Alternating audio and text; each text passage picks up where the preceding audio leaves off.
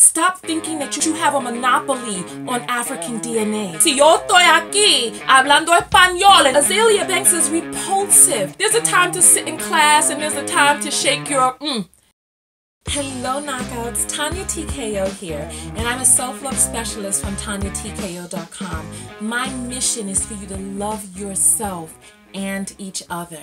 Today we're going to be talking about this Cardi B, Azealia Banks fiasco, and I'm going to be giving my input on it. So special thank you to Antoine for sending this story to me, and thank you to all of the people who came to the YouTube community page and voted on this being my next video. So thank you.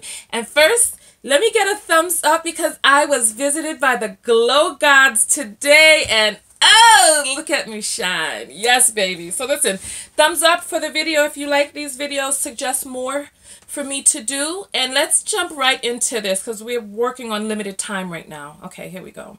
Did you call Cardi B illiterate, what was it, untalented rat? I did. Why? Now, was this out of nowhere? Did she start? Out of nowhere. My goodness. No, it's not out of nowhere. I think that... Oh, boy. You wanted this. No, I'm just... Don't say, oh, boy. I'm asking. I'm just... I just think that, you know... And this is going to sound really deep. Mm-hmm. I think that... And this is going to sound like a lot of ideas all at once, okay, right? A verbal stream of consciousness. We love it. This is a verbal stream of consciousness. Yeah. Mm-hmm. So, when I look at Black women's culture... as like a whole thing, right? And then you think about the media and the power that the media has, like how the media had the power to get rid of me. The media has the power to make anyone like the forefront. You know, this is what we're trying to like grab Black women's consciousness with right now. You know, and I think that it's very concerning to me that this conversation surrounding Black women's culture like changes from, I don't know, because I feel like maybe 2 years ago the conversation surrounding Black women's culture was really reaching an all-time high, and we were really like discussing, you know, our power amongst ourselves, and you know, Beyonce came out with Lemonade, and like there was just this really, really, really intelligent conversation going on nationally. And then everything just kind of changed. And then it was like, Cardi B, you know what I mean? You don't think it grew, though? What do you mean grew? Like, it grew. I think people took what Beyonce was doing and it grew, like, in all aspects. Because, I mean, for every Cardi B, you got a SZA, and you got a Issa Rae, and you got a Ava DuVernay, and you got Tiffany Haddish. And when you say right, you're talking about her music and what she raps about? No. I'm What not, she did? No, not at all. Not at all. I'm just talking about like this caricature. You get what I mean? This caricature of a Black woman that Black women themselves would never be able to get away with, you know? Like if my spelling and grammar was that bad, I'd be canceled. If Nicki Minaj smelled like that, You'd be ragging on her all. Smelled? Spelled. Oh, I was like, what? If Nicki Minaj spelled like that, you'd just be ragging on her all day, you know? I mean, Fab has been spelling wrong his whole career, and we like Fab. Right, but we're talking about women. Got you. You know, so we've already established that there's a double standard there. I think that when it comes to this female rap thing that we have, you know, I just don't understand how we go from like, or just not female rap thing, this Black women's culture thing. I just don't understand how we go from Beyonce and Lemonade and Solange and all of these like great conversations, Black Lives Matter, all these conversations to like this. Well, Black women aren't monolithic though either, right? I know we're not monolithic, but come on. And you used to like Cardi B. I used to. I mean, they had a video of you in the club going crazy to vote out Jello. I was really drunk that night. What made you not like her? You know, because I have 3 daughters. Of course, I don't want my daughter to be a stripper. Of course, they're not going to be a stripper. Yeah, but it's not that. She's a businesswoman now that's employing people. Why she looking like that? Because because it's just like, I don't know. I feel like you guys just use everything to like make this like bigger than what it is. Yeah, I feel like it's like a little like. You call somebody illiterate, untalented rat? That's crazy. I'd let the record show I wasn't even going to bring it up. By the way, no, I'm just asking. I know you weren't going to bring it up. God, just Lord, thank you for delivering me from this mess. God, I couldn't wait for that to be over. God, I'm sorry. And you know what? To those of you who don't watch this mess and get involved in this foolishness, please forgive me for bringing this into your life, but there's a much larger conversation going on around here, and I have to talk about this conversation. Let me get my Wakanda frame so that we can see what kind of foolishness is this. So let's jump right into it. Okay, so listen.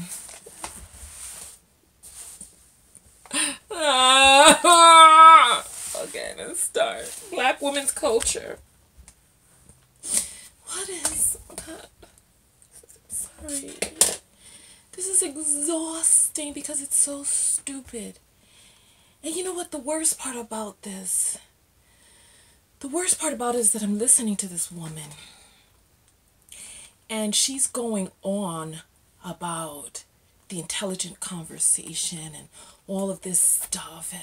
And I'm like, I'm listening to her and it's almost painful to hear her speak because she thinks, you know what, I don't want to insult anyone. You know what?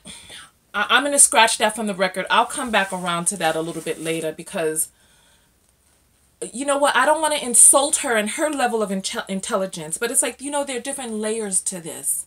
And it's like, I'm more intelligent than Azealia Banks.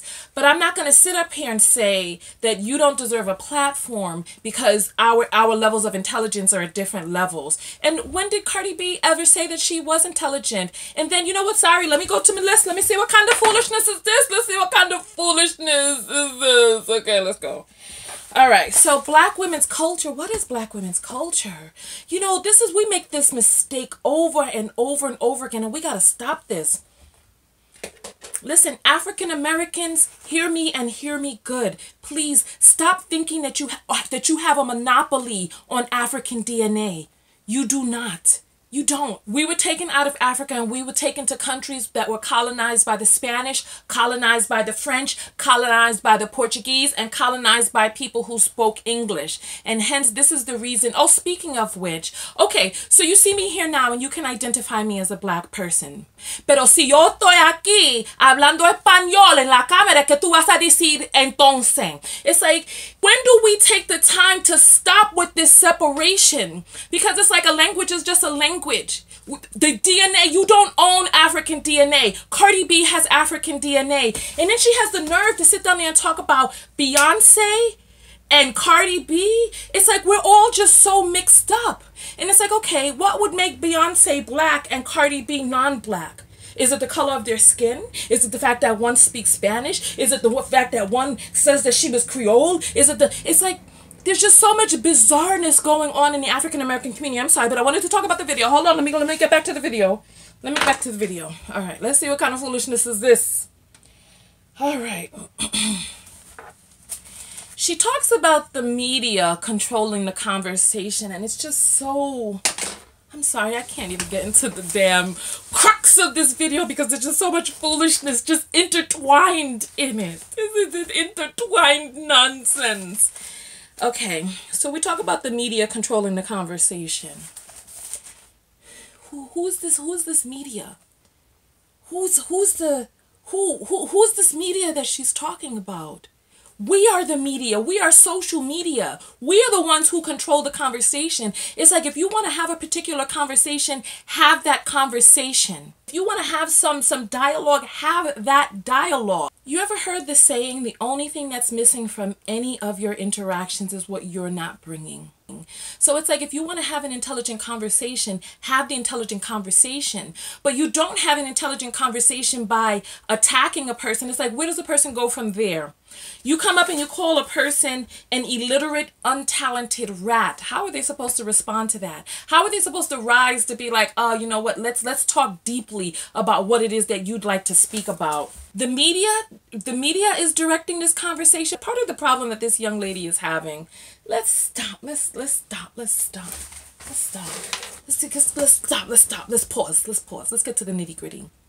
Okay. For those of you who know me, you know that I'm psychic, you know that I'm empathic. Let's just take a moment to just tap into your own intuition. When you take a look at this young lady, when you listen to her and you feel her energy and her vibration, what do you get from it? I just haven't really been given the room to do that. I could be good for 6 months and then come out with a song, you know, and then the whole article is just like what I did like 6 months before that and blah, blah, blah, blah. Whereas, you know, Kanye West comes out with a song, it'll just be like, listen to this song, listen to this song, listen to this song. I mean, whatever, you know. What do you get from it? Do you sense that this woman is happy? Let's start there. Do you sense that she's happy? It's like, what do happy people do? Happy people go off and be happy.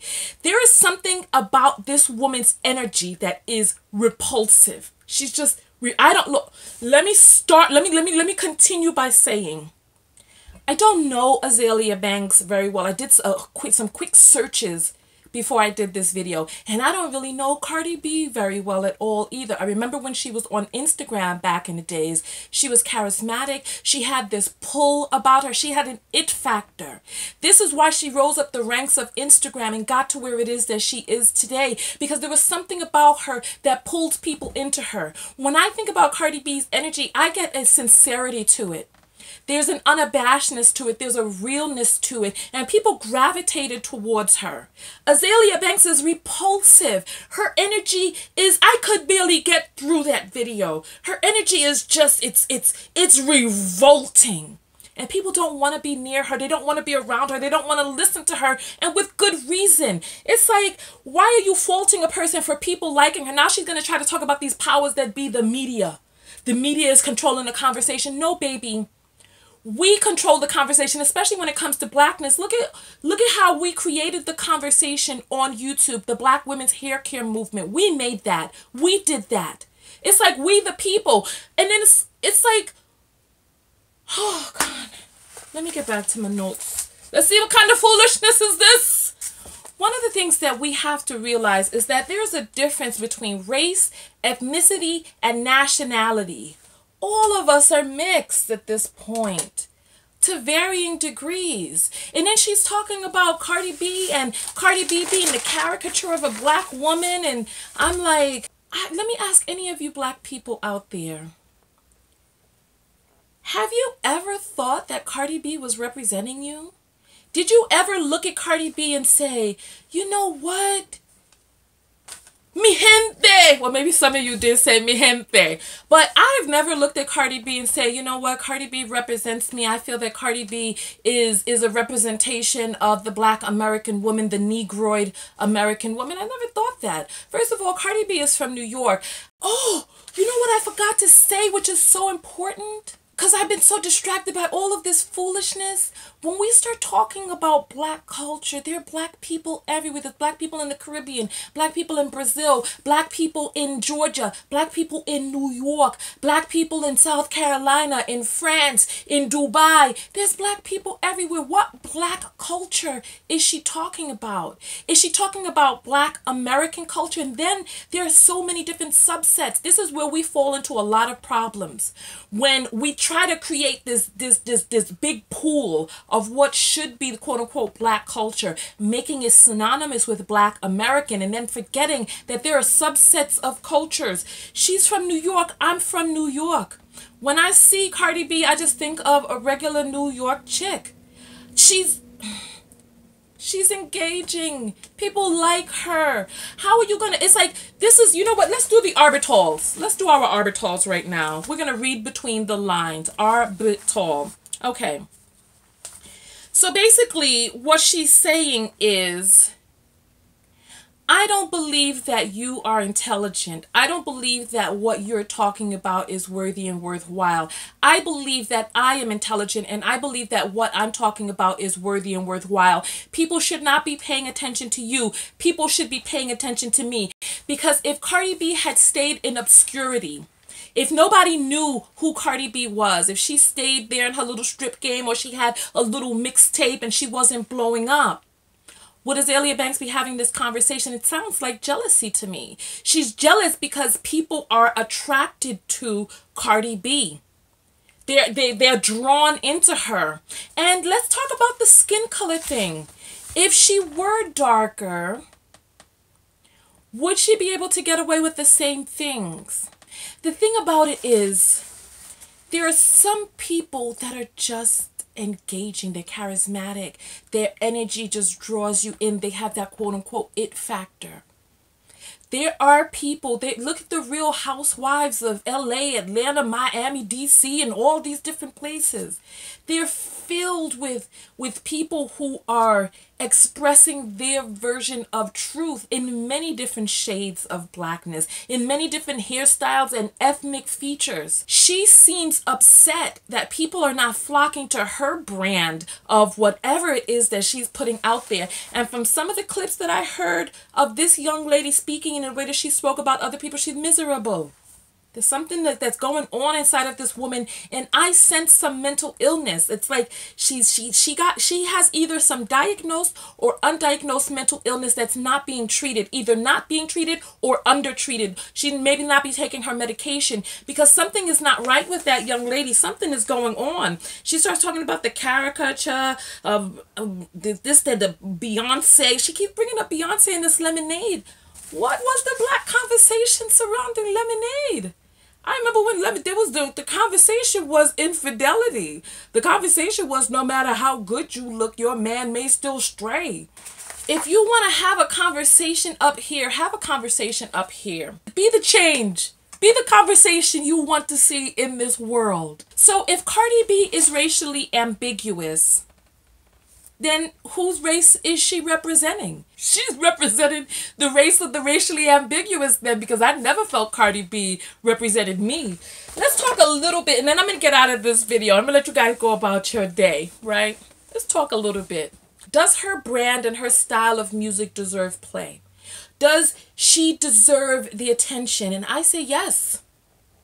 The internet chose her. The people chose her, and the people continue to choose her. There's something about her that people like. And then also, I remember I got into this conversation with someone where I was wrong. I thought that all of the songs from the 70s and that they were really good songs. And someone pulled my shirt collar and they told me, you know what? Take a listen to this song and that song and these songs from the 70s. Some of the songs back then were trash. Not all of them were positive, and not all of them were hits. It's like after the fact, when these things become oldies, you know, you reach back into the crates and you get the ones that got the most play. But there were a lot of fluff songs that just wasn't hitting on nothing back in the 70s. And so it's just like now. It's like in life there's a duality. There's this side and there's that side. We can't be having intelligent conversations all the time, every minute of every day. What type of life would that be? There's a time for the sun to rise and there's a time for the sun to set. There's a time to philosophize and I think very deeply. And there's a time for you to talk about these is blood shoes. There's a time to sit in class and there's a time to shake your You know what I'm saying? There are different times and there's different music for the different soundtracks of your life. Why can't we allow people to enjoy what they enjoy without policing people's taste? This is why people don't like her. She's policing what people should and should not be listening to based on her own standard of what she considers to be intelligent. Sorry, I had a phone call that I had to catch, but I'm back. I wanted to finish up the video. Listen. If unity is what we want, then we have to stop nitpicking and trying to exclude certain people from our circle. Let's get together with the people who advocate for our community and allow other people to advocate for whichever community they choose. We can't elect people into the fight or the advocacy for us and then get upset when they are not rising to the task of the position that we've appointed them to, the position they never asked for. It's like, okay, so you consider that she's racially ambiguous. She likes a certain type of music. She's from New York. She has a certain culture. She's being herself out there and people are applauding her and running to her. Listen, inside one of my videos, somebody tried to tell me that I wasn't black. I'm not black American, so I don't understand. I don't this, I don't that. And it's like, so we go around and we start segregating, we start separating people who could be advocates for us by saying, oh, but you're not this, and you're not that, and you're not this. You're black, but you're not this. You're this, but you're not that. You know what I'm saying? And it's like we have all of these different communities where each community is trying to pull and push and try to get other people from all other communities and all other points of views to jump in and join our fight. And I'm like, Get the people who want to be in your fight to be in your fight. Regardless of what it is that they look like on the outside, if they're willing to fight for you and advocate for you, let them into the fight and allow them, and some of the people allow them and their privilege to continue the fight. Look at what you all did to Rachel Dolezal. Okay. I'm sorry. I'm sorry. I'm sorry. I'm just joking. I'm joking. Okay. You know what? I'm trying to be serious. I'm trying. Okay. All right. Okay. That was so rude of me. I'm sorry. You know what? I don't deserve to say anything else after I did that. I'm going to get out of this video. I'm done. I'm done. I'm putting myself in timeout. Okay?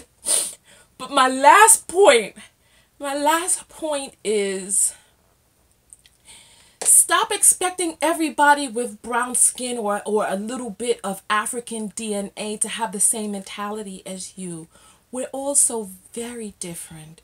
We're different. And stop segregating and separating yourself from people because they happen to be a little bit different. Listen, the boat came from Africa and it dropped off in a lot of different places. Some people mixed more with Europeans than other people. And then I was speaking Spanish earlier. Does that mean that I'm any less black? I happen to be Afro-Caribbean American. And the island that my people were dropped off on happened to speak English. But you hear me speaking Spanish, does that take away from my African Americanness? From my fight for African people in the diaspora? Does it? And what if I were speaking French? Does that take away? It's like we keep looking for all of these reasons and these excuses for why people shouldn't be in our fight. Come together. Walk in the direction with the people who are going in a direction with you and fight and work with those people. Who is going to listen to your advocacy when you're trashing people one moment, saying that you this another moment? People feel judged when they talk to you. You trying to make people feel bad for wanting to listen to cotton candy rap. It's like, allow people the opportunity to eat cotton candy when they want to and couscous when they want to. It's like, why does a person have to feel bad about listening to the music that they choose when they choose to listen to it? If she were as good as she thinks she is, and if her energy were as aligned as she claims it is, people would want to listen to her music too. And then I watched this video where somebody read out some of Azealia Banks' lyrics, and the lyrics were atrocious. It's like, I don't understand. And it's like, we as black women, we got to do better than this, because she brought up Nicki Minaj, and I remember when Nicki Minaj came out and was trashing Little Kim. It's too much. Anyway, listen, I'm out of here. Tonya Tko, your self-love specialist, and I'm out of here. Continue to send me these videos to react to. Make sure you subscribe to my personal mailing list. Here on YouTube, hit the like button, ring the bell, and I will see you all in the next video. Tonya Tko, and I am out. Peace. Remember, go out there and love one another, but most importantly, what? Love yourself. Tonya Tko, and I'm out. Peace.